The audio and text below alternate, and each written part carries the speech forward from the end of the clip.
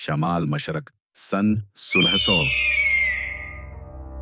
मौत को नजदीक से देखते लोग डरे और सहमे हुए अपने सरदार से उम्मीद लगाए उसके इंतजार में हैं कि कब उनका सरदार इस शैतानी दैत्य को मार भगाएगा। शैतानी दैत्य जब चाहे रात के सन्नाटे में किले पर हमला करे। वह लड़कों और लड़कियों को और यहाँ तक कि उनके जानवरों को भी नहीं छोड़ता। वह दैत्य जब चाहे पहाड़ों से निकल कर आ जाता। सरदार और उसकी रानी परेशान बैठे थे। रानी गुस्से और क्रोध से सरदार से पूछती है, अब क्या होगा? तुम कुछ करते क्यों नहीं? आखिर हम चुपचाप सब यूं ही चलते रहने दें तो फिर तुम्हारे सरदार होने का क्या फायदा? सरदार शर्मिंदा और डरा हुआ चुप रहकर सब सुन लेता है, जैसे वह कुछ भी नहीं कर सकता। कबीले के लोग खौफजदा और डरे हुए हैं। वे सरदार से मिलने के लिए किले में आते हैं ताकि सरदार उन्हें बताए कि अब आगे क्या करना है। सरदार ने कहा, किले को हर तरफ से बंद कर दो। शाम होते ही न कोई बाहर जाए और न कोई अंदर आए। यह मुश्किल समय है। अंधेरा होते ही लोग अपने घरों से बाहर न निकलें। जिस हद तक मुमकिन हो सभी लोग इकट्ठे मिलकर रहें। सरदार कभी बहुत बहादुर और निडर हुआ करता था, लेकिन अब ऐसा क्या है कि सरदार डरा और परेशान है, जैसे वह कुछ कर भी सकता है और नहीं भी। आखिरकार कबीले के एक आदमी ने कहा, मैं एक ऐसे विचर शिकारी को जानता हूँ जो इस दैत्य को मार सकता है, लेकिन बदले में उसे सोना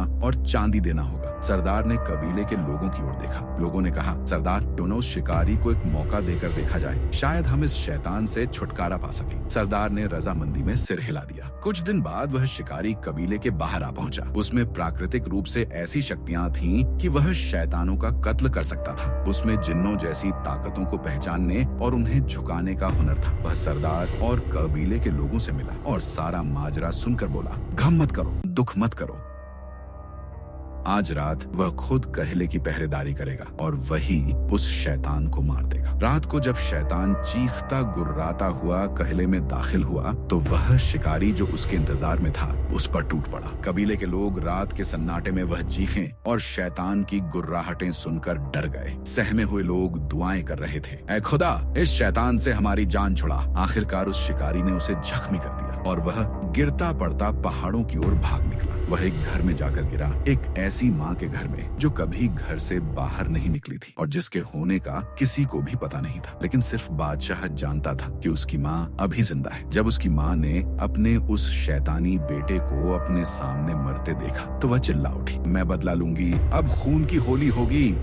पहाड़ों से चीखों और गुर्राने की आवाजें सुनकर लोग परेशान हो गए। शैतान तो मर चुका है, फिर ये किसकी आवाजें हैं? ये सुनकर सरदार चिल्लाया, वो आएगी, सब कुछ खत्म कर देगी। शिकारी और लोग घबरा गए। आखिर सरदार को क्या हो गया है? शिकारी ने सरदार से पूछा, सरदार आप हमसे क्या छुपा रहे हैं? पूरी बात क्या है? सरदार बोला, एक तूफानी रात थी, हम उसी घर में अपने साथियों के साथ पनाह लेने गए थे। वहीं उस शैतानी औरत ने हम पर हमला किया और मेरे सभी साथी मारे गए। मैंने अपनी जान की अमान मांगी तो उस शैतानी औरत ने कहा, मैं तुम्हें छोड़ दूंगी, लेकिन बदले में तुम क्या दोगे? ये दुनिया है, अपनी जान के बदले मुझे कुछ दे जाओ। और उस रात मैंने अपनी जान बचाने के बदले उससे एक रात की शादी कर ली। जिस शैतान को तुमने मारा वो मेरा ही बेटा था और अब यह उसी की माँ है। इतने में वह चुड़ैल घूरती हुई किले के बाहर आ गई। सरदार ने अपने लोगों से अलविदा कहा और बोला, मैं तुम्हें कुछ नहीं होने दूंगा। उसने अपनी रानी से उस रात के लिए माफी मांगी और अलविदा कहकर किले से बाहर निकल आया। चुड़ैल ने सरदार से कहा, तूने मुझसे मेरा बेटा छीन लिया, अब मैं तेरा खून लूंगी। खुद ही मेरे हाथों अपनी जान सौंप दे, वरना मैं सब कुछ तबाह कर दूंगी। अपने लोगों की जान बचाने के लिए सरदार ने स्वेच्छा से अपनी जान चुड़ैल को सौंप दी।